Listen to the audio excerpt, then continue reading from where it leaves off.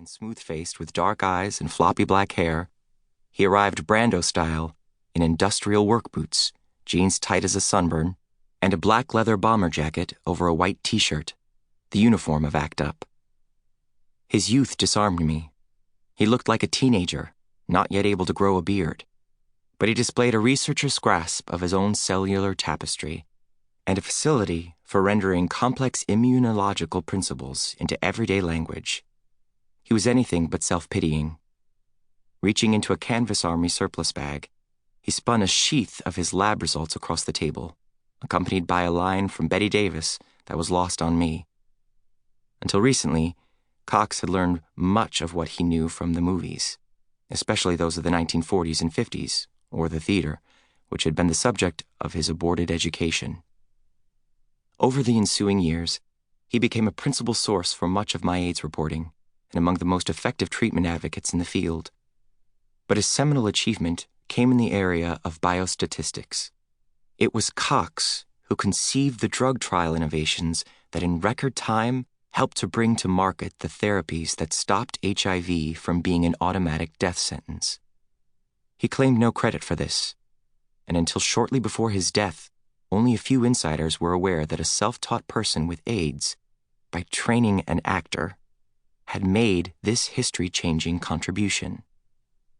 Since that stunning breakthrough in 1996, the new treatments had reached millions of people worldwide, returning to them the promise of a near-normal lifespan. Some had just been breaths away from their own deaths.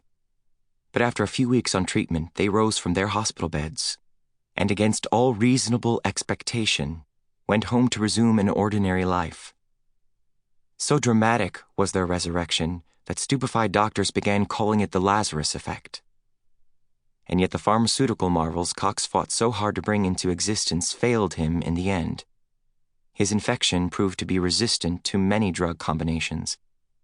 The country's best doctors tinkered with salvage regimens specifically for him, accomplishing numerous barely-in-time rescues. For over half his life, Cox careened from one medical trauma to another, maintaining his darkly comic facade, though in recent years he had grown weary. The last time I saw him, he spoke of feeling run down. When he checked into the hospital a few weeks later, his viral load was overbearing, and his T-cell count, which had been in the healthy range, had sunk to just 30, putting him at risk for a host of fatal infections. Doctors diagnosed hypoglycemia and severe pneumonia. By the following Tuesday, 44 years old but racked and worn as a guerrilla commandant, he died from multiple complications of AIDS. So went the global AIDS pandemic in its fourth decade. A precise number of the dead can't be fixed, as the majority have fallen in areas of sub-Saharan Africa unknown to doctors or census takers. At the time of Cox's death, the body count was as high as 40 million, which is nearly twice the devastation of the bubonic plague that threatened humankind in the 14th century.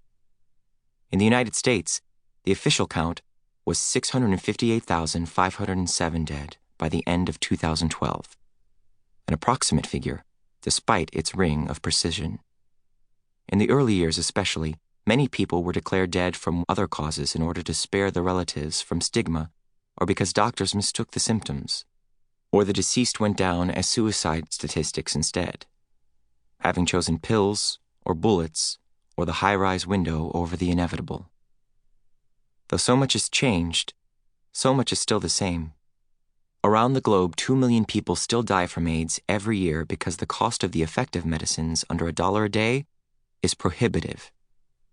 In America, where the price is 50 times higher, a federal law provided the treatment to indigent patients since 1987, adopted under intense lobbying by gay leaders, though access to the medicine was spotty nonetheless because a prescription was required and many could not afford to visit a doctor. The year Cox died, 13,711 other Americans were claimed by AIDS. As in the epidemic's very first year, most belonged to communities that were stigmatized, marginalized, feared, or hated. Cox had begun his journey through the plague as a gay man at a time when most Americans supported laws criminalizing homosexuality. He finished his life entirely dependent upon social services for his day-to-day living.